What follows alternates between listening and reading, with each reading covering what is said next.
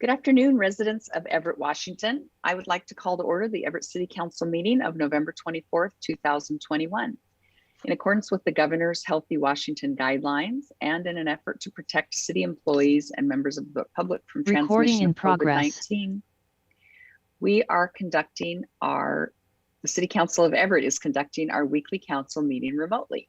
We are prepared to reopen the council chambers to public meetings when public health considerations indicate it is safe to do so. There are several ways in which you can engage with the council and participate in our meetings. To watch or participate in our remote meetings, you may watch council meetings live on Comcast Channel 21 or Frontier Channel 29. You may watch live online at www.everettwa.gov/citycouncil, where you may also watch past meetings. You may also call in to listen to the live meeting at any point by dialing 425-616-3920, conference ID 724-887-726#. You may find the public comment registration form on the City of Everett website under the City Council Department. Once you go to the registration to provide comment via Zoom, you'll need to fill out the form completely if you wish to provide public comment at a future meeting. After the public comment form is submitted, you'll receive an email confirmation with the Zoom link and the phone number to the meeting. Participants must submit this form at least 30 minutes prior to the meeting. Forms submitted after that time will not receive the Zoom link and phone number, but anyone still wishing to participate the day of the meeting can submit comments in writing to council@everettwa.gov. For assistance, please contact the council office at 425-257-8703 or email Deb Williams at dwilliams@everettwa.gov. And please note that we do not allow comments on any kind of campaigning, whether for or against ballot measures or candidates running for office. And we do not accept comments focused on personal matters that are unrelated to city business. Outside of our meetings, members of the public are always welcome to contact council members or provide comments or concerns on any matter via email at council@everettwa.gov or by calling the City Council office at 425-257-8703. Clerk, will you please take the roll? Mayor Franklin. Excused. Councilmember Bader.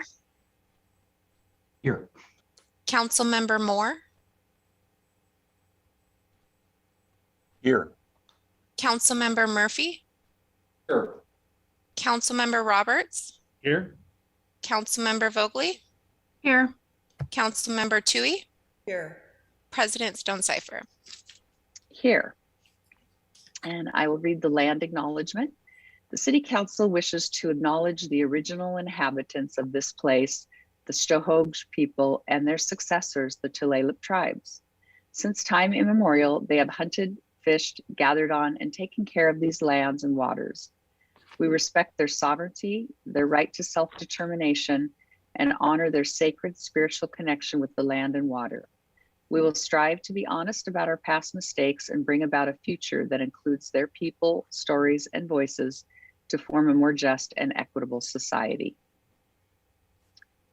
Now I would like to call on Councilmember Toohey. Will please lead us in the Pledge of Allegiance. Yes, thank you, Council President. I pledge allegiance to the flag, of the United States of America, for which it stands, under God, indivisible, and delivered. Sorry about that. Council President, could you please take over? Yes. I pledge allegiance to the flag of the United States of America and to the republic for which it stands, one nation, under God, indivisible, with liberty and justice for all. Thank you. Thank you. Do I have a motion for the approval of the minutes of November 17th, 2021? Councilmember Bader, so moves.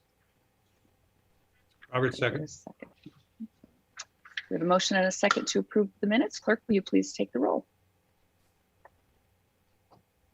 Councilmember Bader. Yes. Councilmember Moore. Councilmember Murphy. Yes. Councilmember Roberts. Yes. Councilmember Vogely. Yes. Councilmember Toohey. Yes. President Stonecipher. Yes. And before we move on to our council comments and liaison reports, I would like to welcome the members of Snohomish County who are here today, who are going to provide us with an update on sheltering and their services strategies. So welcome. I don't know who's going to lead this off, but. Great. Thank you, Council President. Okay. I'm Mike Fong, Chief Recovery Officer. Thank you, Mike. I think MJ is on, and Caramaine Hester from my team in the Office of Recovery and Resiliency are here with us today. Great. MJ, is there anyone else you. from your team? No, thank you. Great. Thank you for being here. Excellent. Thank you. Did you want us to start, Council President, or? Please go right ahead. Oh, okay. Wonderful. Kelsey, would you mind pulling up the presentation? Thank you. Okay.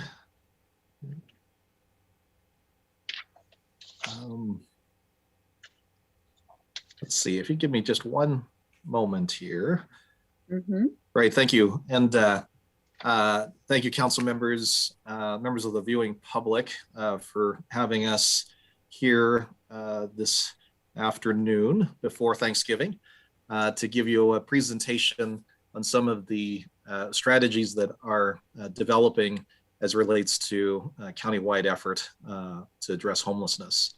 I really appreciate the council's interest in giving us an opportunity to kind of cover some of our thinking right now, which is still developing, but starting to come into focus as far as how to advance some investments, particularly those that have resulted from support from the federal government in the form of ARPA Cliffer relief funds and the amount of $160 million coming to the county, which my office, the Office of Recovery and Resiliency, will help oversee and work with regional partners as well as our departments and agencies in Snohomish County to implement.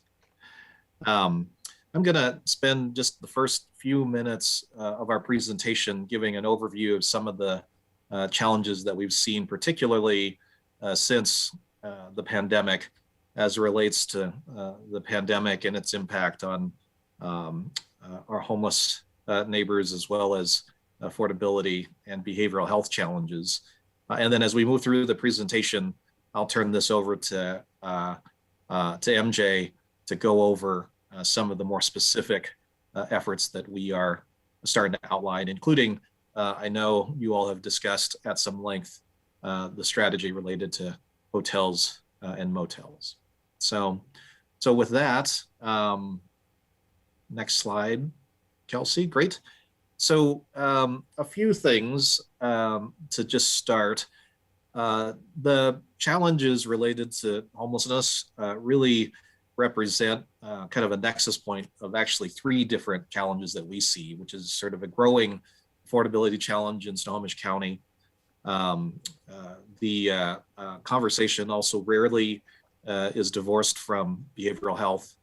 And then, of course, since the pandemic, we have reason to believe that the number of individuals experiencing homelessness in our region, including in Everett, has increased. But this slide, we just wanted to make sure we highlighted that as we talk about these challenges, we're really trying to look at the connectivity between affordable housing, affordability in general, behavioral health, and some of the systemic issues related to that discipline. And then, of course, homelessness, both in terms of individual needs as well as capacity challenges that we're all facing across different parts of the region. To start, just to touch on, and again, this should come as no surprise to anyone on the call, but the lack of affordable housing and as HUD defines affordability for individuals and families as it relates to not being cost burdened with housing costs is to not spend over 30% of their household income towards their monthly rent or mortgage. And what we see right now in our latest data is nearly 30% of homeowners are cost burdened in the county, and almost 50% of renters are across the county. And to put that into some perspective on numbers, that would be there are roughly 270,000 residents who are renters throughout Snohomish County. So roughly 130,000 plus would be currently regarded as rent burdened across our region. So that's a significant gap, and also speaks to the need to be developing and bringing online more affordable housing in the near term and the long run. Again, and then just to also add a finer point to that last slide, I just mentioned that the rising cost of rent, coupled with stagnant wages, particularly impacts from the pandemic, also continue to push people into homelessness or at risk of becoming homelessness. So, and in particular, these effects are also felt acutely by seniors in our region. So want to just make sure we touch on that point. Second piece is, and this is, I've had probably half dozen conversations with mayors from across the county, and there has about homelessness, and rarely has a conversation gone by where someone hasn't brought up the challenges related to behavioral health. And this is, of course, not unique to Snohomish County. This is a challenge that faces communities all across Washington State. And it really is a challenge that is really pretty comprehensive, as in both we are have a gap in terms of our service capacity, in terms of counselors and treatment providers for addiction, mental health, even as far as school counselors go. And this gap is only expected to grow over time, as you can see in the table to the right. And MJ and her team can speak more specifically to why that challenge exists, but clearly those numbers are concerning if we're to meet future demand. And then, of course, the challenge is also compounded by the fact that more than 46% of those living unsheltered in the county report experiencing or having at least one serious mental illness. So cannot divorce the homelessness conversation with the need to address behavioral health. This next slide, again, to really highlight again the challenges that we're seeing growing in our community. Although the last point in time count was actually pre-pandemic in 2020, the information that we have suggests that these numbers are actually continuing to grow. In fact, actually, numbers that we've received from your staff and Mayor Franklin suggests that the City of Everett's outreach and enforcement team has engaged over 700 unique individuals between April and October of this year alone. And then what we're seeing is that in 2021, there's been a 59% increase in calls to 211 requesting housing or shelter resources compared to last year. So this is a challenge. We believe it continues to grow in our community, and critically important that we start addressing this sooner rather than later, and try to implement and invest in some strategies that can address the nexus point of affordability, homelessness, and behavioral health. So here's just a little more information as it relates to the number of individuals living unsheltered, and so it's showing that trend line since 2015. And again, to just highlight, we believe this is a growing challenge that even without specific point in time count data from last year. So as we've been engaged in conversations with elected officials, city managers, community members, businesses and residents, service providers, law enforcement, and residents over the last several months, we're really trying to boil down our approach to a few core themes and strategic efforts. And those are listed here, but I'll speak to them real briefly. before turning this over to MJ. But what we're hearing and what we agree on is that there probably does need to be a significant increase of on-demand behavioral health treatment, particularly with an emphasis on the chronically homeless. We need to dramatically increase our stock of affordable housing in order to prevent families from falling into homelessness to begin with. We also need to look at expansion of shelter and bridge housing, coupled with on-site services to help people off the street and move into safer places. And then finally, in order to address unsheltered homelessness and the impacts on the broader community, including small business owners and residents, we need to be looking at the broader community impacts of encampments on people where they live and work. So all of this to say that we need to have a dramatic scale up of several different pieces of the puzzle here. And hopefully that sets the table for the strategic elements that MJ is going to walk through in the next couple of slides. I'll pause there in case there are any questions related to some of the background context that we're working with for our overall strategy. Thank you. We'll go down the roll and see if any council members have questions on what they've heard so far in terms of the background information. Starting with Councilmember Bader. Thanks, Council President Stonecipher. No questions at this point. I want to hear the entire presentation, including from MJ and anyone else, before I have questions or comments. Thanks. Thank you. Councilmember Moore. Also no questions. Thank you. Councilmember Murphy. I'll hold my questions until later. Thank you. Thank you. Councilmember Roberts. No questions at this point. Thanks. Councilmember Vogely. Also no questions at this point, but thank you very much for being here and presenting. Thank you. Councilmember Toohey. I have no questions at this time. Thanks.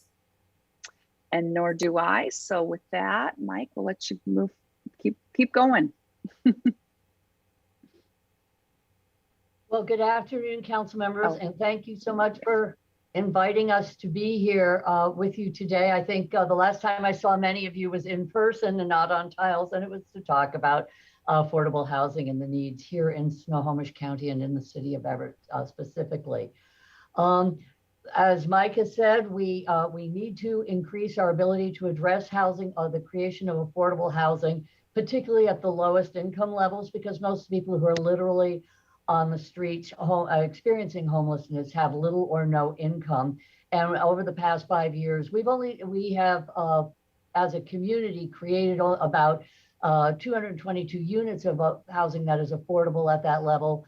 Are looking at being able to do at least 200 more in the coming few years. We also know that we will have more tools to do more, but we're not building from scratch new affordable housing at a very rapid rate. And it does take time, basically from the time that an idea is presented until a shovel is in the dirt is a minimum of a couple of years.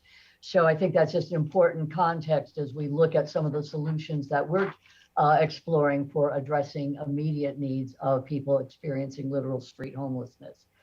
In addition, we have been investing heavily in increasing behavioral health services. Over the last 5 years, the county's invested about $89 million in through the Chemical Dependency and Mental Health Sales Tax Fund for a wide range of behavioral health services, from outreach, prevention. The Chemical Dependency and Mental Health Sales Tax Board is very interested in making sure we are engaging in prevention services as well as in treatment and other associated services.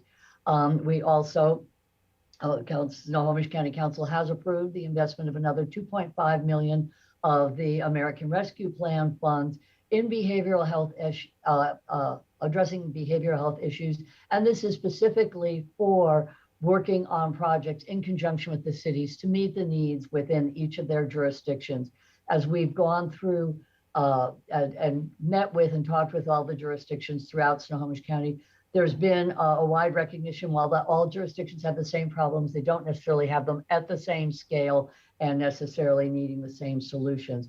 But our goal is to make sure that we're getting these resources allocated by July of 2022 to start really addressing some of the unique issues within individual cities. So as we're looking at that there's time and effort involved in building more affordable housing and addressing behavioral health, the nexus of which we all experience as people who are literally homeless on the streets. We began looking at what can we do quickly in order to be able to address that issue, because I think we all feel the urgency, both from a humanitarian perspective and economic and quality of life perspectives. So currently in this county, we have 646 year-round shelter beds and 88 seasonal shelter beds. That's been a tremendous increase in year-round shelter beds, and that's largely been in response to the pandemic, where how we think about needing to shelter folks has changed from mats on the floor and large congregate shelters to something that is more focused on addressing long-term issues as opposed to the immediate needs of a single night.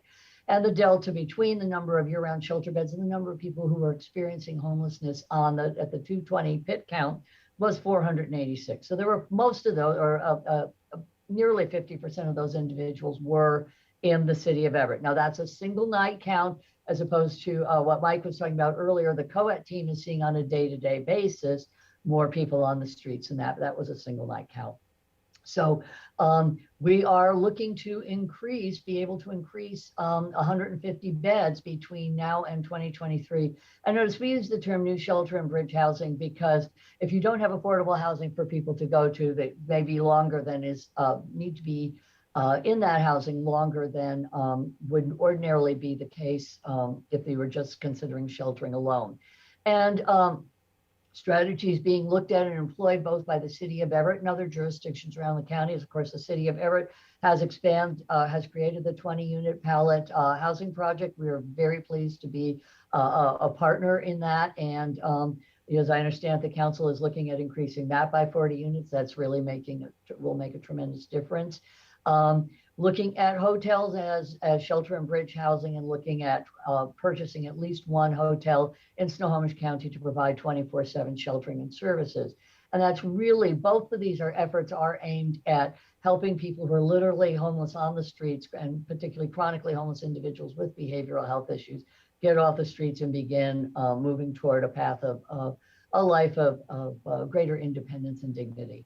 The other strategies, other cities have been master leasing hotel and motel rooms, engaging in the micro-enterprise shelter housing, where the cities are working with shelter partners to place people in housing.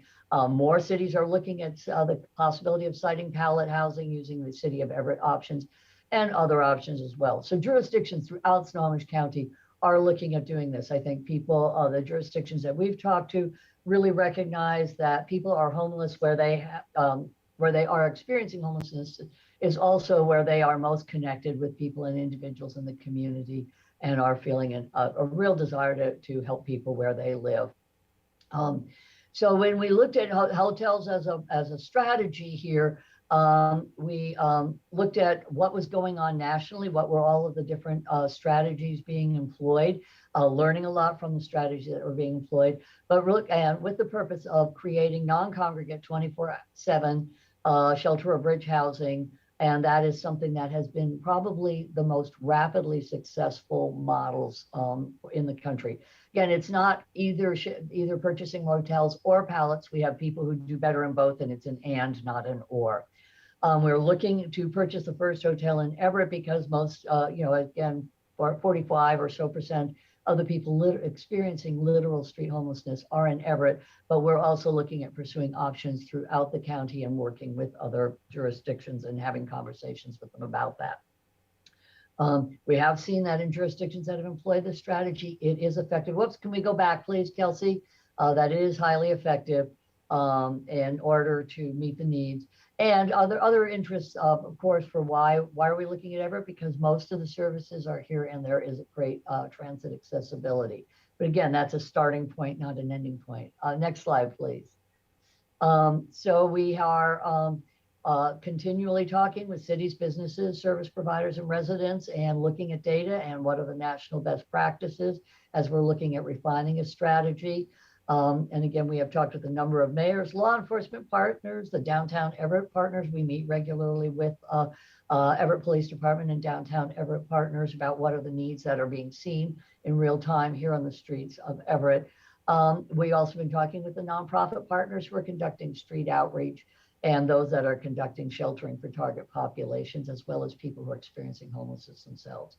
The strategy is recognized as one that is appropriate by Center for Disease Control in terms of creating non-congregate shelter, as well as the National Alliance to End Homelessness and the U.S. Interagency Council on Homelessness. So we have been looking at really doing a broad scan for what is the fastest and most effective way of getting people off the streets into housing where they can start making the transition to a different life.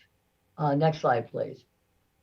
So again, we're looking at we all have an interest in making sure that we have 24/7 sheltering. We've been working with the city on that for quite some time and collaborate with some of the shelters that exist now in the city, including a range of on-site services and ideally bringing in on-site behavioral health services rather than have people have to go outside. That is sort of a wave too, as well as workforce development services. We've seen tremendous potential with people being able to receive both behavioral health and workforce development services simultaneously and help people get their lives moving forward in their lives. And through the purchase of a single shelter, we could, or a single hotel, we could be looking at being able to very quickly shelter between 100 to 150 individuals, all at, in one fell swoop, and getting a significant percentage of the people off the streets into one facility. That, coupled with the expansion in the pallet shelter and the other sheltering efforts we in the city have joined forces on bringing online, are really making a noticeable dent in the challenges we're facing here in Everett, which is, challenges I see every day as coming to my office here in the middle of downtown Everett. And next slide, please. And again, we've been working with brokers and with other departments here to look at what is the actual cost, and the cost of actually purchasing a hotel as opposed to renting it is more fiscally prudent and far less expensive than engaging in stick-built construction in terms of creating more units of housing, as well as doing that very quickly. So in terms of a timeline, Kelsey, next slide, please. So, we've been talking with a lot of folks about what is an overall homelessness strategy, as we've seen this challenge increase during the recent pandemic. The Snohomish County Council voted to approve funds for a multi-pronged sheltering strategy, including the potential purchase of a hotel. The Snohomish County Council also voted to engage a broker who's been working with us on identifying locations both in the city and outside the city. An initial potential locations have been identified. So then we work on reaching agreements with the sellers. And community engagement with neighborhoods is very, very important. Where is this? Where are these buildings located? Who are the neighbors? And how do we connect with the neighbors? To have those conversations. We've seen with both, we've been doing a lot of master leasing of a number of rooms in motels around the city of Everett since the pandemic began, and have worked very closely with the neighborhoods to ensure, as well as with the police department, COET, et cetera, to make sure we're really not negatively impacting the neighborhoods that we're looking at. At that point, we would look at publishing a notice of proposed purchase and sale. The council would vote, and we would be working on then ensuring that we have all the service providers in place so that we can do outreach and begin operations. We've worked quite a bit with the COET team here in Everett to make sure that we're helping get some of the most people with the greatest needs who have been on the streets in Everett during the pandemic off the streets. And there have been a number of very great success stories working between the COET team and the county. So right now, that's kind of a very high level overview of where we are and where we're looking at going, and why we're looking at going, why we think that it can help address a challenge that we face throughout Everett and throughout Snohomish County in a timely way that's not dependent on the creation of new stick-built housing. So thank you. Thank you very much for that. That's all great information. We are going to allow our council members to have an opportunity to ask you questions at this time, and that is going to start with Council Member Bader. Thanks, Council President Stonecipher. Thanks for the great presentation, Mary Jane and Michael. Some questions here. To what extent or are the numbers of those living on the street people suffering from mental illness, do you think? Actually, from the recent PIC counts, it's over more than 40%, nearly 50%. So we have nearly 50% with mental health issues and over 40% who have substance use issues. Many people have co-occurring disorders, and we're actually seeing tri-occurring disorders, including significant physical health issues. And in fact, if there's any single trend we've seen in homelessness, it's that the people who are out there have more complex needs, and that has been growing over time. Good. Thanks, Mary Jane. I didn't catch your bit about those with drug or alcohol issues. It was over 40%, and I can make sure that that we get to the exact numbers. So because somebody could have mental health and they could have drug and alcohol, but those are separate counts. But we also, a number of those people represented on both sides or have co-occurring disorders where they are counted in both percentages. Gotcha. Okay, good. Okay, well, I appreciate that. And I think, part of our challenge, I think, is that the legislature has repeatedly declined to strengthen the involuntary commitment statutes. So, people who can't get help don't, or who won't get help and won't choose it but need it won't. And one thing we've repeatedly heard, or I've repeatedly heard from our COET team and others, is their efforts to provide, hotel vouchers and help to people, and yet for the vast majority not having those accepted. How will this play out with this kind of? People I assume won't have to take this, accept this offer of hotel space, will they? It's not a requirement that people accept the office, but then the city does have other tools at its disposal if the vouchers are available and people decline them, then the city has other enforcement options available than if there are no spaces available at all. Gotcha. Okay, thanks. Well, and I think what I'm hearing from constituents, they don't see homeless families wandering the streets. They see mostly young, mostly male individuals wandering the streets. So I understand the concern about affordable housing. I think that's important. I'm glad the county's, taking the lead on that and all they do. But I think that I'm worried that we get two things, even though I know it's a continuum, kind of crossed up there. And so, what I'm hearing is that, that people in Everett, this hotel might be a good idea, especially if we don't do it like I think King County's been doing. I've heard a lot of controversy around that, and I think for a couple reasons. One, if we do something like this, that, I think especially, if it's going to be in Everett, I think it's going to serve Everett residents, those who had address in Everett before they became homeless. I think is important because, again, I think once again Everett residents see that the county is putting another social service in Everett. And it's kind of a vicious circle. Social services in Everett will put more. We'll put more places for people to live who need social services. So we'll need more social services. So then we'll put more social services in Everett and put more facilities for people who live there. So it's kind of this vicious circle that we never get out of. And frankly, I'd be willing to bet money that 5 years down the line, despite your best efforts, we won't have any of our partner jurisdictions in the county step up and do anything similar. They haven't done it on pallet shelters, as far as I know, except for one small experiment.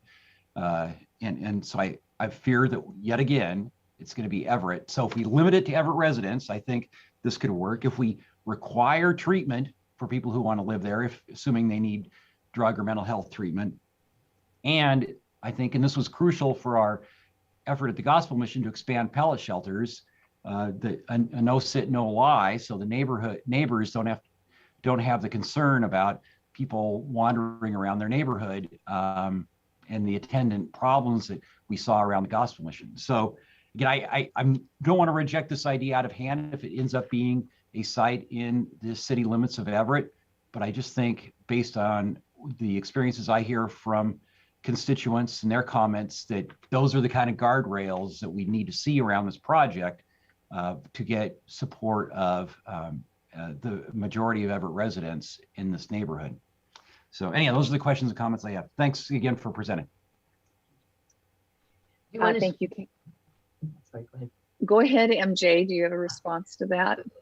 Certainly. I think that we are interested in serving Everett residents and people who are in Everett. That is the primary consideration. I think you're right in terms of family homelessness. We've been able to make great strides working with family homelessness and work very closely with the city staff on making sure we're addressing family homelessness. So we are really working now on the folks where we are facing the greatest challenges. So yes, a focus on this residents from the city of Everett. One of the advantages of using these dollars other than traditional federal dollars is that we have the opportunity to be able to focus on not just taking people off what's called the coordinated entry list, but being able to, what we've been doing is taking our referrals primarily from the COET team. And having referrals from members of the COET team for that. Other cities are looking, they're probably not as out as front, but they are looking at it. They are all working on the challenge. I think over the next year, we will see other cities coming up with efforts to address the challenges in their cities rather than having people come to Everett. In terms of the neighborhood, we've been looking at neighborhoods where there's, the impact is going to be much less than, and that's a definite guidance we've given to the brokers that we're looking for neighborhoods where the impacts are less than they would be on a residential neighborhood.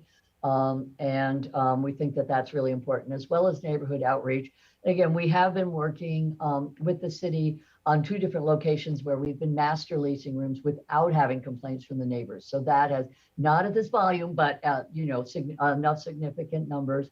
And if you have the numbers, then you have the opportunity to engage in a no sit, no lie. If you don't have the beds, you can't, you've got to, we're all in a catch-22 on some of these issues. So I very much appreciate your comments, and we would be looking very much to work with the council on the guardrails that you're speaking of. Thank you. Yeah, Councilmember Bader, I just wanted to echo MJ's comments, and we have had some productive conversations with other jurisdictions in the county. And I do think we're making some headway on the question of capacity and services. So all I can say is stay tuned. Hope we can bring forward more detailed progress update next time we have a chance to chat. So. Great, thank you. We will move to Councilmember Moore. Thank you both, Michael and Mary Jane. Excellent presentations. And Councilmember Bader, I think, really framed all of my thoughts and concerns. And I think you knew before you came here that we're looking for other partners, other jurisdictions to help us not distribute, but just take their part in a more meaningful way to help us going forward. That's our only criticism. We're all for these programs, I believe, and I can't speak for others, but it's just the ability of the system to broaden and affect more people. So thank you for your meeting, for your conversation. Thank you. And Councilmember Murphy. Thank you, Council President. Mike and Mary Jane, thank you very much for coming to speak with us. This has been helpful. I wanted to follow up. I have basically 4 topics, 2 of which are follow-ups from your presentation, and then 2 of which you did not address. They're things that I'm very interested in on behalf of Everett. The 2 that are follow-ups from your presentation, first is I do want to say I agree with Councilmember Bader on the guardrails, and I think it is important. It will be important for Everett and our residents and businesses to understand that these guardrails are in place and that the desire and focus of this project, this hotel project, would be to really serve those homeless individuals that are from Everett rather than seeing them shipped in from across the county or even outside the county. So I'm very interested in seeing some specifics about not going down this path of filling this hotel up with folks that are coming in off the coordinated entry list, but rather very focused on serving Everett's homeless folks. So I hear you, Mary Jane, and I think we'll all be taking notes and making sure that that's how this comes down. And if there's something that we're not understanding, please do clarify that for us, because I think that's the understanding, at least that I have right now, is that this would be serving Everett's homeless problem. And in fact, I think our mayor has even given us that assurance at a prior meeting a couple weeks ago.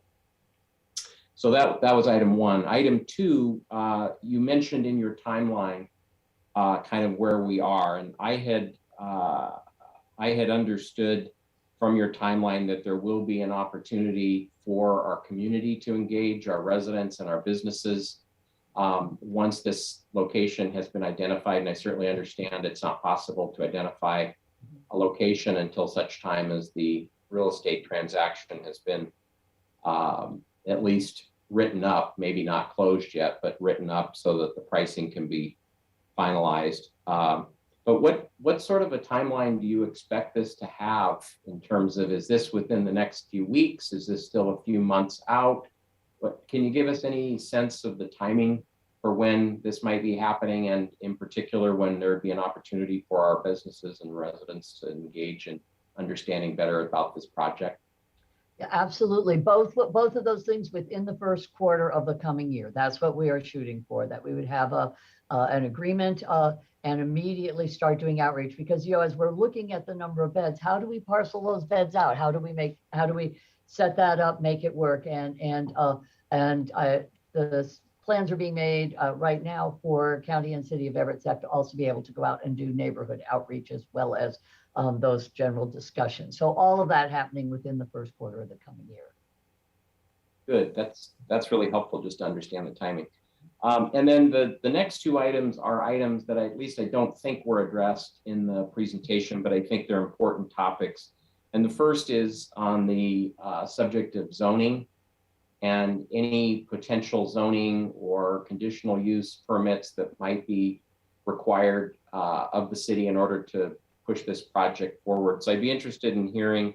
I know that it has been said that the county, you folks have been working with our city staff over a number of weeks, and I think even months perhaps.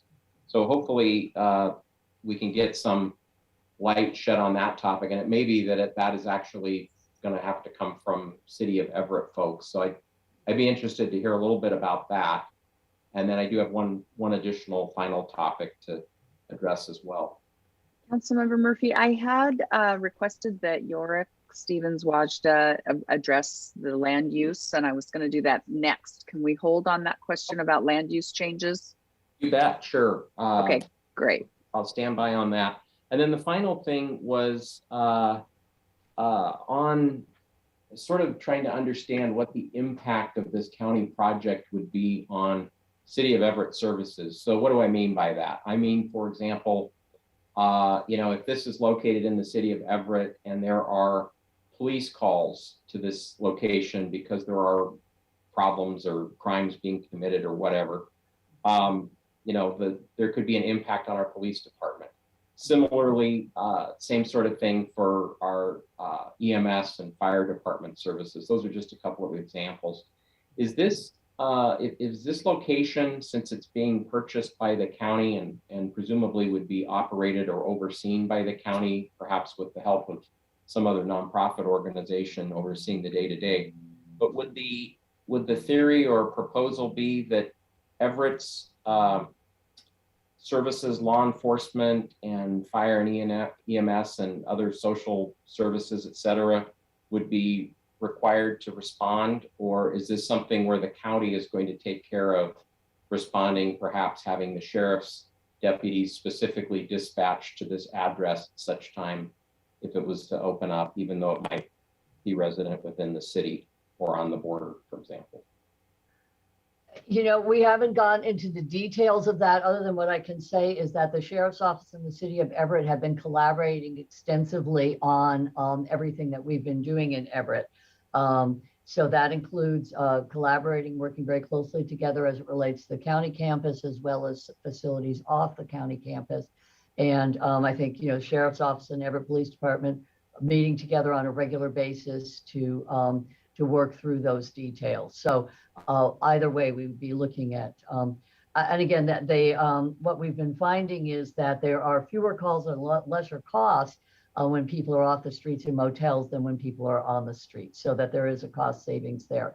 But we all work very closely, hand in glove, and I can't speak for the Everett Police Department and Sheriff's Office other than to say that they've been working very closely together on issues related to homelessness in Everett across the board. And I don't know if there's anyone else from the city on who who would want to speak to that. Yeah, I'm not sure, but I think that's a topic that we'll need to better understand as a city, because obviously if it impacts staffing or costs moving forward, that's something that the city would need to know about. And, you know, one proxy that might be interesting, this could be something maybe for a follow-up. This is not so much for the county, but, you know, we have our Claire's Place project that's been in operation now for, I feel like 2.5 to 3 years, something like that. Might be interesting, you know, just to get some data from that since the opening of that facility. It'd be interesting to get some data on that address in terms of the number of police and fire and EMS calls. Since it's opened up, it might be somewhat illuminating for us, either in the sense that maybe the call volume is not nearly as much as I might assume, or maybe it's higher, I don't know, but maybe that's something that we could follow up on. I think we can get that information, Councilmember Murphy. I recall early on, they did, the nice thing about Claire's Place was that those were a lot of the COET team identified individuals were housed there, and they were people who were placing a significant number of 911 calls. And I think the early returns were that there were far, far fewer total calls, because instead of going out and getting those individuals individually every day or every other day, they were all kind of in the same location. And also because they were stabilized, they were making fewer calls. But let's see if we can get some information. Maybe Julie Willie could update some information for us on that. I think that would also be interesting for us to hear about. Agreed. Okay, good. Well, that's all I have right now. Thank you. Thank you. We'll continue down the roll, and then I'm going to ask Yorick to give us some information about the process if this is a conversion. Let's see who's next on the list. It's Councilmember Roberts. Thanks, President Stonecipher. And so Michael and Mary Jane, thank you so much for giving us this presentation. Thank you too for elaborating on the work, where your work intersects with the city and that coordination as well. I think that's just really important, not only for us as council members to hear, but I think for the community to hear that this has been work that's been underway for some time. So I really appreciate that. I do appreciate the comments made by my colleagues in continuing to work with other jurisdictions, because I don't have to say to you, you know very well, this is a regional issue. These challenges are not unique to a given jurisdiction. And I think there's been a long history of the city of Everett carrying a disproportionate burden of these issues. I don't think that, at least for me, speaking for me, that is not a reason to not continue working on providing and addressing these needs, because all of the things we've done have not addressed all of the needs we need to address, even if we were limited only to Everett. So, but I do think it's important to push and put more pressure on other jurisdictions. And so I appreciate that. And I also appreciate the comments about looking more critically at involuntary commitment issues. There has been some movement on in support of more mental health funding, but it's nowhere near where it needs to be. And the challenges that we have, particularly in dealing with the Boise case and trying to provide more shelter, doesn't address the challenges of people who, for whatever reason, are not willing to accept the help. And I think that it's not okay to have all sorts of challenges visited upon our residents and businesses for people who, for whatever reason, are not capable of doing or dealing with that. So there are real issues there, as you know, and I appreciate your bringing them forward. I mean, to me, the question boils down to one, more housing capacity to meet those needs, but that means the capacity means not just the physical unit, but the management services where they have been well managed. And I'll use Claire's Place and the pallet shelters as two examples. We have found they work pretty well.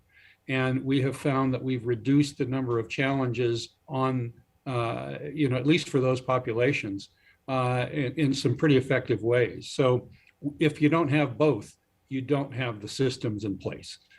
So I think it's just so important that we do that. The other thing I just want to mention, I'm interested in hearing from Yorick on his memo, but I do appreciate you talked about, and his memo speaks to the coordination through the city's land use process.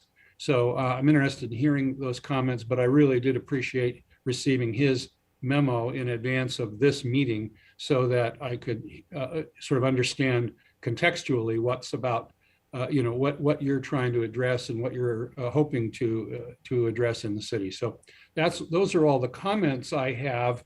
I don't know that there's any questions in that other than, to thank you for being here. So that concludes my comments, Council President Snohomish. Thank you. And we'll move to Council Member Vogely. Thank you so much. Thank you for being here, MJ and Mike. And I think that's what I heard you guys call each other. So I do have a question, and that is, will you, got something in my eye now. Will you share some examples of partner organizations that may be providing on-site behavioral health services? Do you have any folks in mind yet? We were planning on, as we worked with the city and partners on what were the services and how do we want to expand those and on-site, actually going to bid for some of those services. We have a number of highly qualified service providers here in Snohomish County. It's a matter of scale and access, or more than a matter of capability. So I think we wanted to be closer to what are the services we want to buy? Again, we have a number of qualified providers, and that we would go out to RFP for specific services we wanted to bring on board. Okay, thank you. I have noticed there's only the name Everett and Snohomish County in all of our talks, and other jurisdictions, and now other behavioral services. So no names. Okay, I get it. Thank you. I am just so very pleased that you're here today and you're able to come at such short notice because of all of our questions. And I very much appreciate that that the county is stepping up and really putting forth an effort to make good things happen for the City of Everett's residents, and of course all of Snohomish County, considering that we have over 44% of the homeless population of Snohomish County within our city. It would behoove us to have the services that are needed. I have been meeting quite a few people that are literally on the street homeless, as you've been putting it. And there are just so many different stories. And, even the cars to housing, that's more of the family type than who we're seeing on the streets. I'm just, mentioning that for the public. There are definitely homeless families. And they're out there and we may not see them even. Yeah. And I think it would be really interesting, you know, a lot of times people speak about the refusal for services, and I would just encourage folks listening to look into that. You know, why might somebody refuse service? Is it because the services that have been available have traumatized them already? So why would they go back to that? Then, you know, that's one reason for the question for behavioral services and who might provide them. You know, maybe somebody doesn't want the religious aspect, or maybe they very much do. So again, that was the one question that I had. I know that we all will continue to try and get other jurisdictions to definitely step up for their percentage of the issue. And thank you very much. Oops, sorry, thank you. And we will go now to Councilmember Toohey. Yeah, thank you, Council President. Yeah, thank you, Mary Jane and Michael, for coming today. I know we have quite a few questions, and I have a few. Going back to that it's a bridge housing, how many days, and maybe you mentioned this and I just missed it, I was busily writing down some questions. How many days do you anticipate residents would stay here at any length of time? Well, I think one of the reasons for using the term bridge housing is that we're not limited. Some shelters, some funders say for sheltering 30 days, some say 90 days. I would anticipate on the average about 160 days or 180 days, but that is an average. One of the key considerations is where do people have to move to? And we were looking at, you know, how do we structure this and set it up? Do we set some of the rooms up as just pure shelter rooms, and then where you can graduate into bridge housing and then on to permanent housing? Those are some of the conversations we want to be having with everyone down the road, so that we're really getting the collective best wisdom of everybody in that process. Okay, that's great. And then I know, I remember Chief Templeman gave us an update on Claire's Place, and the call volume is actually minimal at Claire's Place. And I do believe that that is in direct response to the effectiveness of the management team that is on site and the services that they have at the facility. So I'm really, really most interested in what that plan is going to look like. I know our ordinance requires 24-hour management on site as well as services. So, you know, depending on how you who you bring on, but I think that is just crucial for the success of a project like this. And then the other thing is, I'm just curious if there's any, in your conversations at potential sites, can we expect any capital improvements to the facility or the surrounding neighborhood, just as kind of a, you know, just to kind of make it not look like a shelter and one that is a nice place. And so I'm just curious if you've had those conversations yet.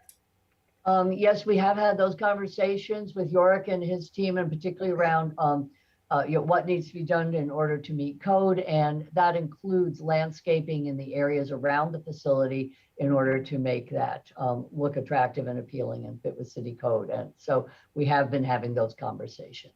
Okay. Well, great. Well, thank you. Well, those are my questions and comments for right now, but thank you so much. Thank you. And most of my questions have been answered. I am really interested in, pleased to hear that the federal funds, these ARPA funds, are a little bit more flexible in terms of who we can use, who we can put into the shelter housing. So I'm very curious about that.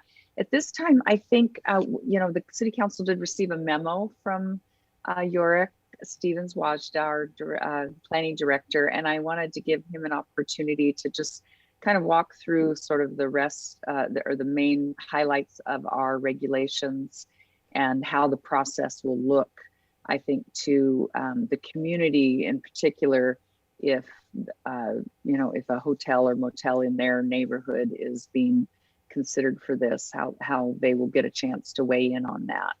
So Yorick, do you mind giving us a summary of that? Yes, absolutely. Thank you, Council President Stonecipher, and thank you, MJ and Mike, for setting the framework for this. York Stevens Wajda, Planning Director. I did send a memo to the council members yesterday morning. That's short notice before today, so you may not have had a chance to read it, and also for the benefit of the folks on the line here. The city code regulates shelters like the one that we are talking about converting a hotel into under the definition of group housing temporary shelters. The use is allowed as either an administrative or a conditional use in the commercial and the higher intensity residential zones in the city. Those zones are neighborhood business, mixed urban, urban residential 3 and 4, and then also the agricultural zone. An administrative use permit, which is the most likely route for this proposal, is decided administratively by staff after public notice and comment, and then after reviewing the criteria that are in Title 15 of Everett Municipal Code, criteria for both deciding whether the use should be approved or not in the location and configuration as applied, as well as any potential conditions that staff could place on the development or conversion that would ensure compatibility with surrounding properties. The public notice that is standard in code would include a notice posted on the site and mailing notice to property owners within 150 feet of the site. And then we have a couple of mailing lists as well, our State Environmental Policy Act mailing list and the neighborhood leaders. It sounds like the county may and the city may decide to upgrade that public notice to include public meetings or other methods to ensure that folks are both well informed of the proposal and also have the opportunity to have their voices heard in this. There's a standard comment period of 14 days from the issuance of notice, but again, that can be enhanced if a need seems appropriate. The criteria for approval and the conditions include compatibility of the proposed structures and improvements with surrounding properties, that landscaping, buffering, and screening of buildings, parking, loading, and storage areas are appropriate, especially as they relate to more sensitive land uses, and then any conditions necessary to limit the generation of nuisance irritants such as noise, smoke, dust, odor, glare, visual blight, or other undesirable impacts. Depending on the hotel, the development may have already been through, well, it would have, since it's already been built, it would have already been through a round of review as to some of the site characteristics and setbacks and things like that. But the operation of a shelter could be different than the operation of a hotel. And so we would look at ensuring that what was compatible for a hotel, and that may have been under previous development regulations, remains compatible for its use as a shelter. Last thing I'll quickly touch on is that the definition for a temporary shelter mentions that it is limited to 90 days or less. There is a route. So if it's, as MJ mentioned, if we're looking for a little bit longer term bridge housing, you wouldn't see that as fitting underneath that definition. We have a process called unlisted use. If there is a use that is not defined specifically like this one is, then we look to the most similar use that's in the use table first, if it is similar in terms of impacts and so forth. And so just looking through that process, I think we would basically be able to work within or outside of that 90-day stay limit under that exact same approval process criteria and et cetera. So we would be able to accommodate both the shorter and longer term stays, again, going through that same process that I just laid out. So those are some of the high points, and happy to take any questions. Okay, we are going to go down the roll again for council members to ask more questions of Yorick or of MJ or Mike. And we will start then with Councilmember Bader. Thanks, Council President. No additional comments or questions. Thank you. Thank you. Councilmember Moore. Also, no questions. Thank you, Yorick. Councilmember Murphy. Yeah, just, I just want to comment briefly that I believe it was me that sort of started bringing this concern up a couple weeks ago when I read in the newspaper that this process was moving down the rails, so to speak, with the county. And at least from my perspective as a council member, I was not at all aware that this was imminently happening and would be happening in our city. So started asking a lot of questions about some of the zoning concerns, the impacts on City of Everett services, what sort of opportunity our community members, both residents and business owners, might have to weigh in. And so again, I really do appreciate MJ and Michael, you coming over. This goes a long way to at least helping us as council members to understand what the project is, the scope, how it might work. Yorick, really appreciate you weighing in on the zoning stuff. It sounds like this is very much an administrative process under our current zoning laws and regulations, and would not necessarily be subject to a approval by the city council. It would be more under the mayor and her staff, as I understand it. But still would like very much to understand some of the follow-ups that we talked about that might be in place from the standpoint of guardrails. And I still would like to see some of that updated call data on Claire's Place as a proxy to understanding what sort of impact there might be on city services. But again, really do appreciate you folks from the county coming over and helping us to better understand what your project is. And thanks very much, everybody. Thank you. Councilmember Roberts. Thank you. Well, I appreciate Councilmember Murphy's asking for more information. I appreciate for the counties coming forward and bringing that information. And I've already commented, and I'll just say again, appreciate Yorick's giving us the context and framework for our land use processes. So that I don't have anything further at this point. Thank you. Thank you. Councilmember Vogely.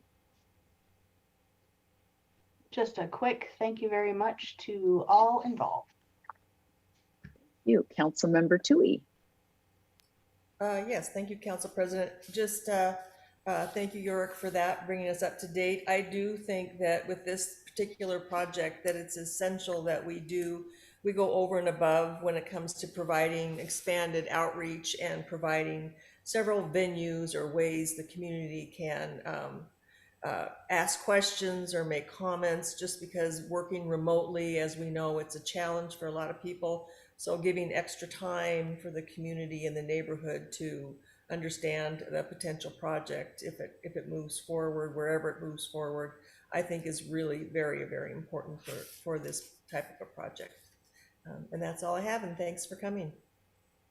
Thank you. Yorick, I just wanted to clarify, so I didn't understand, and maybe I didn't read the memo carefully enough, do our zoning regulations for a group home, or if we were to pursue this or I can't remember what you called it, off the unlisted uses, would that require a management plan that would have 24-hour manager on the site?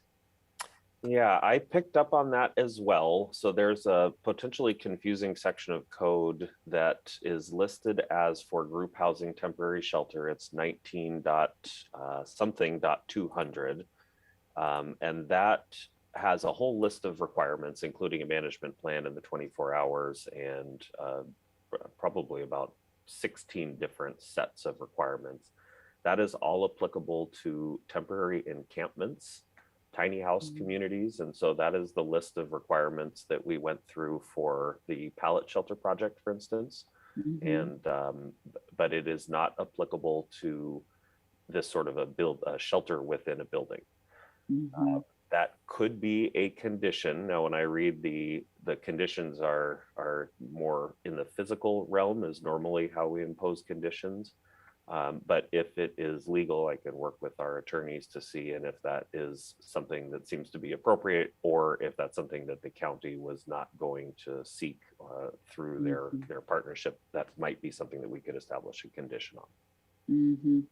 Yeah, because one of my thoughts is that I think of some of the success of Claire's Place has been the presence of management on staff. I mean, they have a lot of services that are also being provided to the residents there. And so I would be very interested in knowing how we would mitigate, some of those concerns if we didn't have 24-hour services on site. I recognize these are sometimes difficult populations and, just may be beneficial to require that unless we have some other way of feeling that there's a good mitigation plan for that. So I'll be look forward to having that come forward. My comments are really about, I think, first of all, Mike, MJ, and Kelsey, I think you're on here as well. Thank you so much for being available on short notice. As you know, a couple of weeks ago, I missed the meeting when Councilmember Murphy brought this forward as a result of our reading about it in the newspaper, which is never the way that we like to find out about things as policymakers. So we really appreciate you taking some time here before the holiday to help us understand what you're working on and how you're working toward that. I also think there's great promise in this idea. This makes so much sense to me that we would purchase buildings that are currently already built, available, even if they need some renovation to make them habitable in a meaningful way. It certainly would be cheaper than construction at the current construction cost. That just totally makes sense to me. And the idea of us getting, a significant portion of our unhoused population in Everett, at least into some kind of roof over their heads, is very exciting. I think you said maybe 40 or 50% could be, or 30 to 40% could be housed very quickly.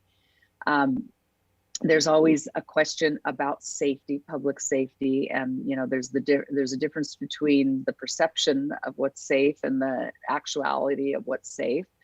And so we're always fighting perceptions, and what we really need to hear is kind of the data and the facts about what the safety numbers are. I think Councilmember Murphy's request for an update on the call data at Claire's Place will help us a lot in that regard. The one question that remains for me is, obviously the county has a lot of funding available to help impact homelessness in our community and a lot of the mental health issues that need to be addressed. And I'm just curious, how is the best way for us as policymakers to get the information about what you're doing, and especially when there are things that will be impacting people in our community and projects that will land in our community or could land in our community? What's our best method for getting that information from the county? Is there a liaison assignment? Is there a meeting that we should be attending on a regular basis? What are some thoughts that you would have, either Mike, MJ? What do you think would be best for us to do? Sure, Council President, I'll take a stab at that, and MJ may have other thoughts, but first and foremost is MJ and I are available anytime, and my office is charged with the responsibility to work with all our jurisdictions across the county for that very purpose, so that we have good communication, open lines of communication, and to ensure that we have good two-way conversation about not just investments in homelessness and human services, but across the board as far as we moved Snohomish County from crisis response to recovery from the pandemic. So my team is available, and Kelsey can follow up with you, Council President, to make sure you have all of our contact information, but we would be more than happy to open up a regular line of communication and keep you updated on our progress. So.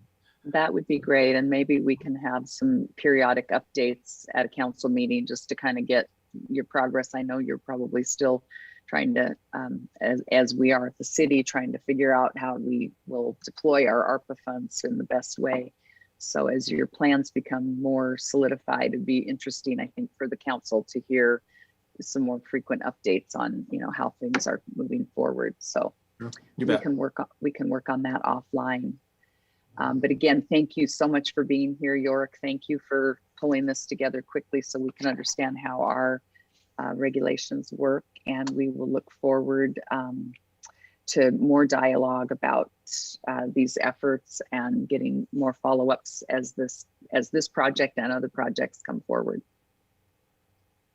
I'll just ask council members, any last questions? If you have any questions or comments at this point, just unmute yourself and make yourself known. Otherwise, we will move on to our agenda.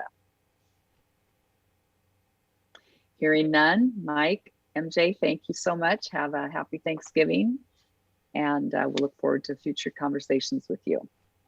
Thank you so much. Thank you very much. We'll now move on to our council comments and liaison reports, starting with Councilmember Bader. Thanks, Council President. No liaison reports, just a council comment wishing everybody in the city of Everett a happy Thanksgiving, and hope they enjoy the holiday. Thanks. Thank you. Councilmember Moore. No comments. Just have to shout out a Go Cougs. Wish everybody a great Thanksgiving, and I hope everybody in our community can focus on family and friends. Thank you. Councilmember Murphy. Thank you, President Stonecipher. Just would echo the happy Thanksgiving wishes. Don't have my Husky hat handy, but if I did, I'd be wearing that for Councilmember Moore. But also would just remind our community that this Saturday is Small Business Saturday. So as people are making plans to start doing their shopping and so forth, please do consider shopping local in Everett at our small businesses. That will certainly help, help keep the dollars in our community and help those small businesses as they try to navigate through and recover from the effects of the pandemic. So with that, no further comment. Thank you. Thank you. Councilmember Roberts. Thanks, President Stonecipher. Just also good holiday wishes to folks. Shop locally if you can, and help our community and our economy. I did attend the Northwest Neighborhood meeting. In fact, Council President, I think I was standing in for you and gave our reports, and park fees and discussions about parks and different issues were discussed there. Also, the Arboretum, the Holiday Lights by the Arboretum Society is starting, I think, on the 1st. So invite everybody to come to that festivity. They do a great job, and so I just want to make sure that citizens know that that's available to them. That's all I have. Thanks. Thank you. Councilmember Vogely. I am here. I don't believe I have any liaison reports, and I have been making socks, and I hopefully will be handing them out to some folks that are literally homeless on the streets. So remember during your family and Friendsgiving that there are people that we've just been talking about. So enjoy yourselves. Thank you. Councilmember Toohey.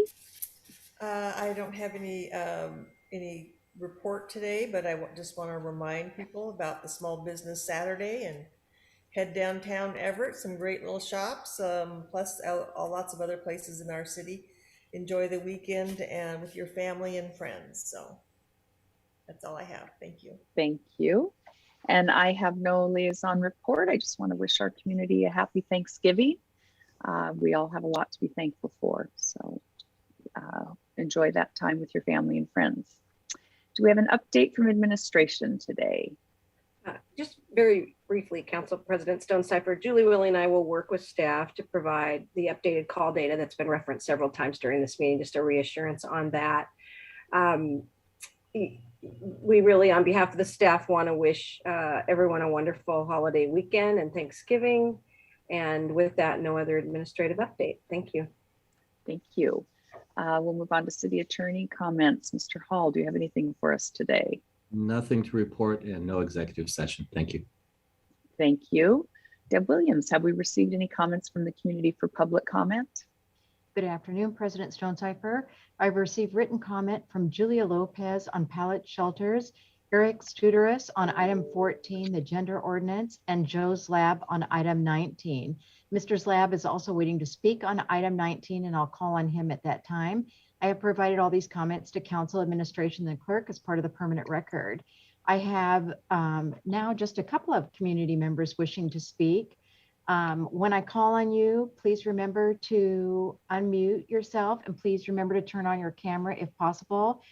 President Stonecipher, you did also allow Ryan Weber to have an additional minute. So Mr. Weber, please go ahead.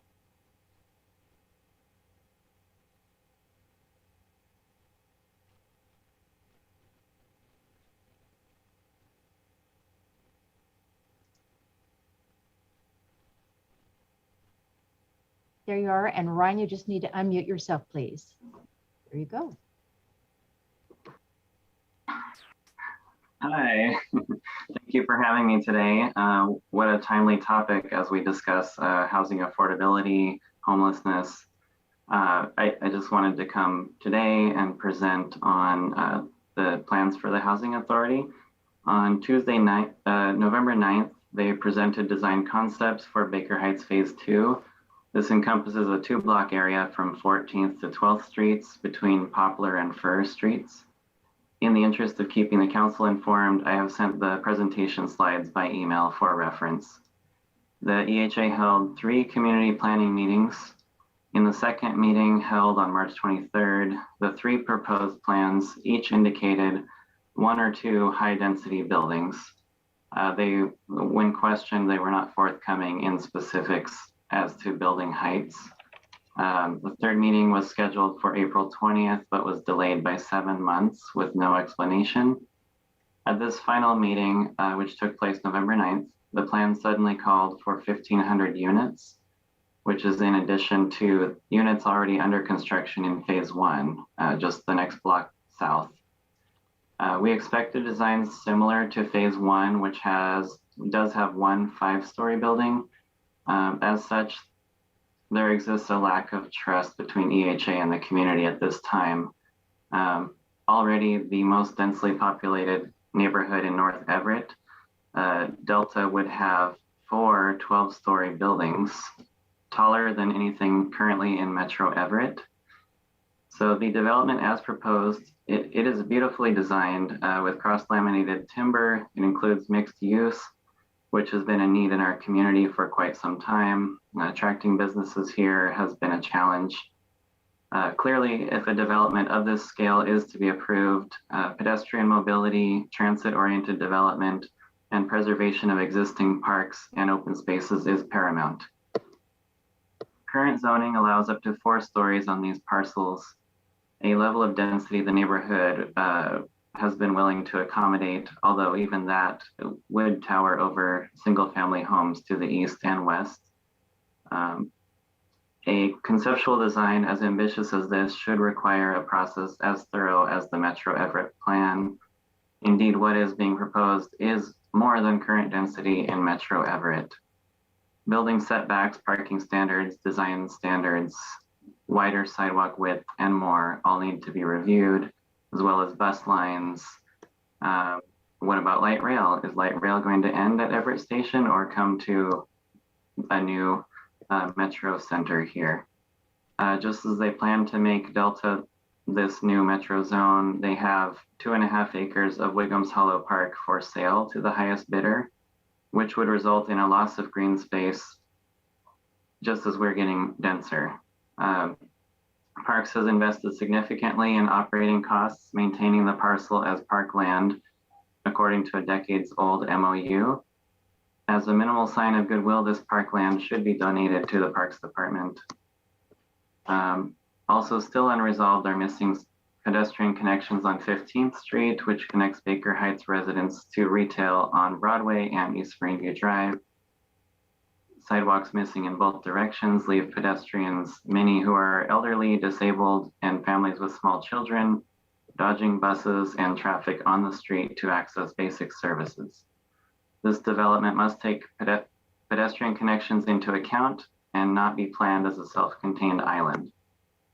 And Finally, this does bring in the issue of housing and zoning inequity to the foreground again, with a developer taking advantage of cheap land and favorable zoning in a historically marginalized low-income neighborhood. We've seen this in Casino Road. We're seeing it again in Delta. These communities need proper planning, investment, and support. The need for housing is real, and we need to get this right to achieve our shared mission to support affordable housing citywide while fostering safe and healthy communities that break down existing inequities. This includes acknowledgement of the zoning citywide that leaves only a handful of areas open for housing development. If a development of this scale is to be approved, mitigations such as 15th Street sidewalks and saving Wiggins Hollow Park should be requirements of development. Thank you very much. Thank you for your time. Yeah. I do want to, I'm sorry, I wanted to make sure I understood you. Did you say you also sent a PowerPoint presentation? I see emails and hyperlinks. Just some slides, not a PowerPoint. Okay, I don't see any slides. I just see the 2 hyperlinks, but I'll reach back out to you on that. Thank you very much for your comments. I appreciate that. Okay, thank you. President Stonecipher, that is all I have in regards to public comment. Mr. Zlab is the only other individual I have waiting to speak, and he's on item number 19. Thank you very much. Thank you. And I just wanted to clarify, we did receive some documents from Ryan. So I have those. If I don't know if other council members received those. And I would ask, since I believe still have Yorick here, is this Baker Heights redevelopment project in the pipeline for the Planning Commission, or where's the process for that? Because I did see the earlier version of the development, which I thought looked great, but that was the smaller, lower scale buildings. Yeah, at this point, nothing has reached the city formally. We would start the whole process with a pre-application meeting, go over the details of the proposal. At this point, it's been the Housing Authority working with some consultants on developing their proposal, I think would be a fair way to describe it. So they've had those public meetings and it's in their realm. We have heard about the plans and I've reviewed all the documents in that related to that public meeting, and we look forward to working with them on review of those proposals, and that would include to the level of development that they are anticipating. It would include review by the Planning Commission as well as a final decision by you, the City Council. Okay, and is it a zoning change, or is there a comp plan amendment that would also be required? It would most likely be a zoning change. Comprehensive plan amendments are more complicated, time consuming, and rare. There is a limitation for the multifamily designation that's in the comprehensive plan of 10 stories. And so as far as I know, the development would be limited to 10 stories without an amendment to the comprehensive plan. They may decide to seek that, or they may decide to stick within the confines of the comprehensive plan and just seek a rezone and potential development agreement. Okay, great. And remind me, when is the deadline for the docket cycle for the comprehensive plan amendments? It would be well into next year. We just completed the 2021 cycle, right. So it would be into 2022. Staff is considering, we are launching on a major update to our comprehensive plan, and you will hear much more about that in the coming weeks and months. We were considering suspending the docket cycle while we work on that periodic update. We would still take in applications, but we would process them as for a final decision in 2024 along with the periodic update. It's a long time to wait for folks who have development prospects, whether it's the Baker Heights or others. So we're not sure on that, but it is possible that we would not have any dockets until 2024. Okay, great. Thank you for that. That's helpful. All right, let's see, where are we at? Oh, that was the end of public comment. So I would now entertain a motion for the 5 consent items. Murphy moves approval. Peter, second. A motion and a second to approve the consent agenda. Clerk, will you please take the roll? Councilmember Bader, Yes. Councilmember Moore, Yes. Councilmember Murphy, Yes. Councilmember Roberts, Yes. Councilmember Vogely, Yes. Councilmember Toohey, Yes. President Stonecipher. Yes. We have 7 items on for proposed action. I'm going to read items 7 through 12 because they are on for first reading today. Item 7, Council Bill 2111-49, first reading, adopt an ordinance creating a special improvement project entitled Later Phase Eclipse Mill Park Project and Riverfront Trail Improvement Project, Fund 354, Program 073 to accumulate all design costs for the improvement project. The third and final reading will be on December 8th of this year. Item 8 is Council Bill 2111-50, first reading, adopt an ordinance closing a special improvement project entitled Forest Park Playground Replacement Project, Fund 354, Program 061, as established by ordinance number 3698-19. Third and final reading will be on December 8th as well. Item 9 is Council Bill 2111-51, first reading, adopt an ordinance closing a special improvement project entitled Forterra Restoration Plan, Fund 354, Program 062, is established by ordinance number 3717-19. Third and final reading will be on December 8th. Item 10 is Council Bill 2111-52, first reading, adopt an ordinance creating a special improvement project entitled Forterra Restoration Plan, Fund 354, Program 074, for the continued implementation of a restoration plan for several publicly owned urban forested areas within the City of Everett. Third and final reading will be on December 8th. Item 11 is Council Bill 2111-53 for the first reading. Adopt an ordinance closing a special improvement project entitled Garfield Park Path Overlay and Seal Coat Project, Fund 354, Program 067, as established by ordinance number 3771-20. Third and final reading will be on December 8th. And item 12 is Council Bill 2111-54, first reading, adopt an ordinance closing a special improvement project entitled Lowell Park Sport Court Renovation, Fund 354, Program 060, as established by ordinance number 3697-19, and the third and final reading will be on December 8th. Does any council member have a question on any of the proposed action items? If so, unmute yourself and make yourself known. Hearing none, we will move on to our action agenda. Item 13, authorize the mayor to sign the Washington Office of Public Defense Grant Agreement number GRT 22020 in the amount of $90,000 and authorize the mayor to sign the funding agreement with Everett Law Association for Social Services. Do I hear a motion? Roberts moves. Tui seconds the motion. Thank you. I'll go down to see if there are questions or comments from council, starting with Councilmember Bader. No comments or questions. Thank you. Councilmember Moore. No questions. Thank you. Councilmember Murphy. No questions or comments. Thanks. Councilmember Roberts. No questions or comments, thanks. Councilmember Vogely. None from me, thank you. Councilmember Tui. No questions or comments. Thank you.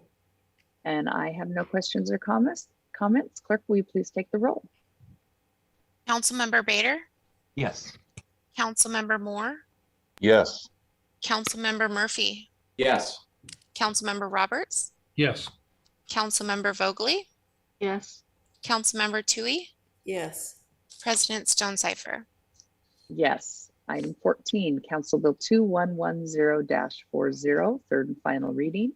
Adopt the proposed ordinance authorizing the editing of the Everett Municipal Code for gender neutrality as authorized under RCW 35.21.500. Do I hear a motion? Councilmember Tui, whoops. Councilmember Tui moves the motion. Vogely seconds. We have a motion and a second. I believe we have, was this the item that we had someone here to speak? Deb Williams. No, President Stonecipher, it's item 19. This one sent in a written comment. Very good, thank you. Let's see if we have any questions or comments from council, starting with Councilmember Bader. No questions or comments. Thank you. Councilmember Moore, No questions. Thank you. Councilmember Murphy, Questions? Just glad to see this finally coming forward. Thank you. thank you. Councilmember Roberts, No questions, thanks. Councilmember Vogely, Just a comment. I'm excited that, you know what? No comment. That's not. thank you. Councilmember Tui, No questions or comments, thanks. and I have no questions or comments. Clerk, will you please take the roll? Councilmember Bader, Yes. Councilmember Moore, Yes. Councilmember Murphy, Yes. Councilmember Roberts, Yes. Councilmember Vogely, Yes. Councilmember Tui, Yes. President Stonecipher. Yes. Item 15, Council Bill 2111-44, third and final reading. Adopt the proposed ordinance creating a special improvement project entitled Sewer O Utility Upgrade Phase 2, Fund 336, Program 026. Do I hear a motion? Tui moves the motion. Murphy Roberts. second. Thank you. Let's see if we have any questions or comments. Councilmember Bader, No questions or comments. Thank you. Councilmember Moore, No questions. Thank you. Councilmember Murphy, No questions. Councilmember Roberts, No questions. Councilmember Vogely, No questions. Councilmember Tui, No questions.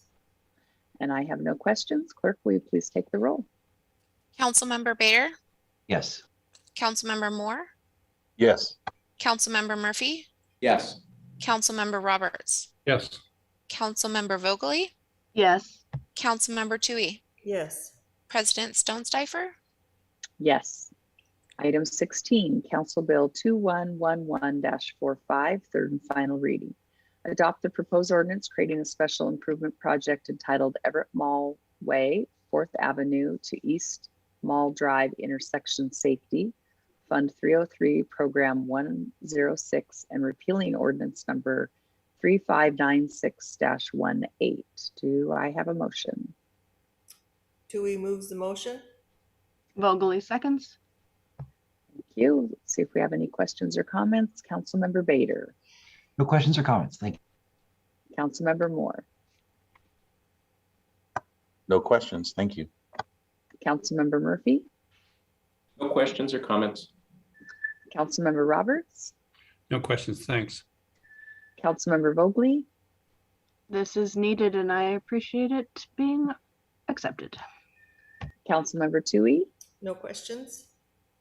I have no questions or comments. Clerk, will you please take the roll? Councilmember Bader, Yes. Councilmember Moore, Yes. Councilmember Murphy, Yes. Councilmember Roberts, Yes. Councilmember Vogely, Yes. Councilmember Tui, Yes. President Stonecipher. Yes. Item number 17, Council Bill 2111-46, third and final reading. Adopt the proposed ordinance creating a special improvement project entitled 41st Street to Rucker Avenue Corridor Phase 2, Fund 303, Program 123. Do I hear a motion? Tui makes the motion. Do I hear a second? Bader More second. seconds. Thank you. We have a motion and a second. Do we have any questions or comments? Councilmember Bader, No questions or comments. Thank you. Councilmember Moore, No questions.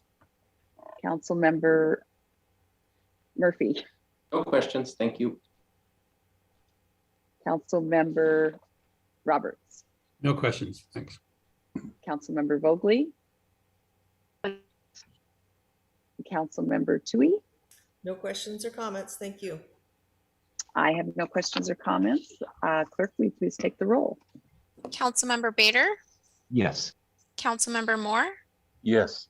Councilmember Murphy, Yes. Councilmember Roberts, Yes. Councilmember Vogely, Yes. Councilmember Tui, Yes. President Stonecipher. Yes. Item 18, Council Bill 2111-47, third and final reading. Adopt the proposed ordinance creating a special improvement project entitled West Marine View Drive and Alverson Boulevard Pedestrian and Bicycle Safety. Fund 303, Program 107, and repealing ordinance number 3464-15. Do I hear a motion? Murphy moves approval. Roberts, second. Thank you. Let's see if we have any questions or comments. Councilmember Bader. Questions or comments? Councilmember Moore. I do not have questions or comments. I do have to mention, sorry about the flashing in and out, that I do have an appointment at 2:30. So during the staff briefing under item 19, I may leave early. So just want to give you a heads up, but no questions on this item. Thank you. Councilmember Murphy. No questions or comments. Thanks. Councilmember Roberts. No questions, thanks. Councilmember Vogely. No questions, thank you. Councilmember Toohey. No questions. And I have no questions. Clerk, will you please take the roll? Councilmember Bader, Yes. Councilmember Moore, Yes. Councilmember Murphy, Yes. Councilmember Roberts, Yes. Councilmember Vogely, Yes. Councilmember Toohey, Yes. President Stonecipher. Yes. Now we'll move on to our council briefing agenda. These items come before the City Council serving as a council committee of the whole and are likely to be scheduled at a future meeting. Item 19 is Council Bill 2111-55, first reading. Adopt an ordinance amending Everett Municipal Code, Chapter 19.06, related to lots, setbacks, and residential densities, amending ordinance number 3774-20 as amended. The third final reading and the public hearing will be on December 8th. And I believe we have Yorick Stevens-Watch back for it to help us understand this matter. Is that correct, Yorick? Indeed. Thank you, Thank Council. Thank you, Council President Stonecipher, York Stevens-Watch, the Planning Director. The city finished a complete overhaul of its development regulations a year ago in November 2020. It was called Rethink Zoning. Staff has since been reviewing, working with, and applying these updated regulations to project applications. Over that time, we've compiled a list of refinements that would clarify ambiguous provisions or correct an unintended outcome of one of those new and modified code provisions. This is always going to happen when you undertake as large and thorough of a redoing of a zoning code like Rethink Zoning was. We are preparing a series of these refinements, and the first one is before you today. It addresses Chapter 1906 EMC, which covers lots, setbacks, and residential densities, and makes two relatively minor changes. Those are detailed in your packet, but I'll hit the highlights briefly right now. The first edit is simply to add a reference note to EMC 1906-010 to point to a related section of code. Applicants and readers had been sometimes missing that connection. And so adding this for clarity and ease of reference will help folks understand the regulations for a proposed project. It does not change any regulations. The second edit corrects what we believe was an error in Rethink Zoning.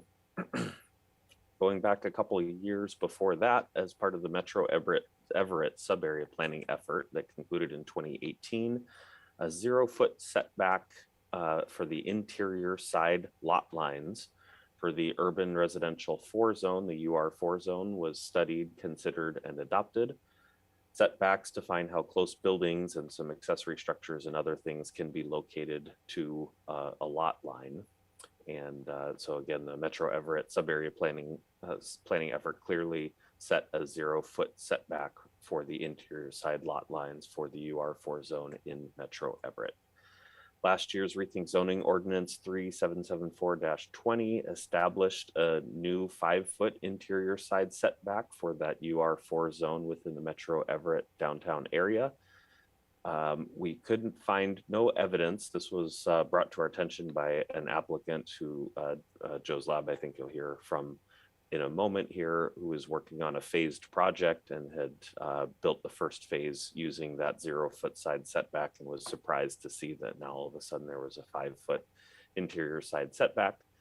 When we looked into all the documentation from Rethink Zoning, we could find no evidence that this was an intentional change rather than a scrivener's error or a copy paste error. Staff does also see the 0 setback as more in line with the goals and policies of the comprehensive plan, and specifically those for Metro Everett. The proposed ordinance and that second piece of it would restore the 0-foot interior side setback in the UR4 zone within Metro Everett. The details again are in your packet. The Planning Commission reviewed this proposal and does recommend approval. I would be happy to take any questions. Thank you. Let's see which council members have questions, starting with Councilmember Bader.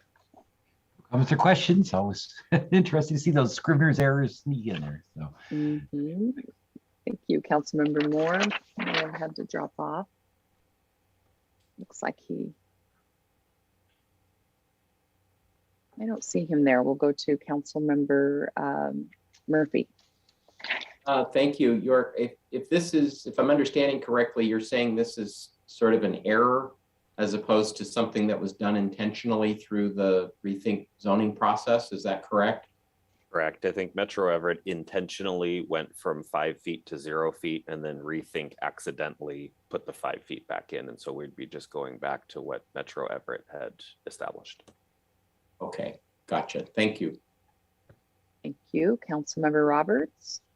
My one question, I really appreciate the explanation. I think this will help us, if I understand it correctly, in realizing yet some additional density in terms of the building types and so on. And I see you shaking your head affirmatively. And so that's the only question I have. Thanks, Yorick.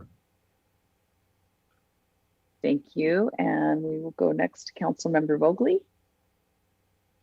Thank you for spelling it out. And I think I know now what our commenter is going to comment on. So I'm glad we can vote on this for probably most people's benefit.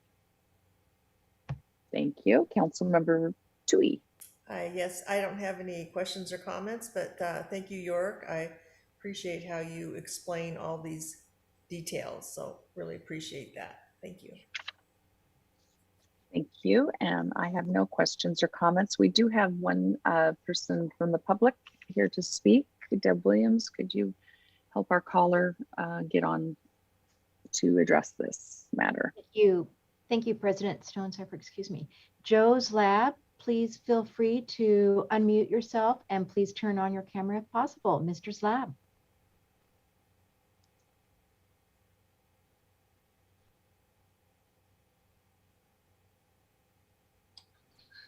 Hello, can you hear me? Okay. Yes, we can. All right. My name is Joe's Lab, and I'm one of the owners of the Rockefeller Square Apartments project located on Rockefeller Avenue. Thank you for the opportunity to speak before the City Council. Our team is excited about bringing more market rate and affordable housing to downtown Everett. These planned buildings are what we think are a great mix of market rate and affordable housing. About half of the units qualify for the affordable housing provisions under the MFTE program that we are currently enrolled with the City of Everett. The 3 buildings were planned around the Metro Everett Code in 2019. The code has a provision to allow for a 0 lot line at the ground floor to increase density by way of allowing for additional parking or other building appendages. And just want to iterate that these 3 buildings will have planting strips between all 3 of them. However, this 0 lot line helps with some density and interior building appendages regarding lobby space and ADA lift places between the buildings, but they will have landscape strips between them. Again, thank you. We think these buildings will be a great fit for the neighborhood. Again, we're bringing affordable housing and we're excited about it. And so we endorse the recommendation to reinstate the Metro Everett setback requirements. Thank you. Thank you much, Mr. Slab. We appreciate that. And President Stonecipher, that is all I have. Thank you very much. Thank you. was the no questions from our callers. So we will see this at our public hearing on December 8th. York, thank you for your presentation. That brings us to the end of our agenda today. As noted at the start of the meeting and provided on the screen now, you may contact Deb Williams in the council office for instructions on watching, listening, or participating in our weekly meeting. She can be reached by phone at 425-257-8703 or by email at dwilliams@everettwa.gov. And at this point, we will adjourn with no further business. Happy Thanksgiving, everyone.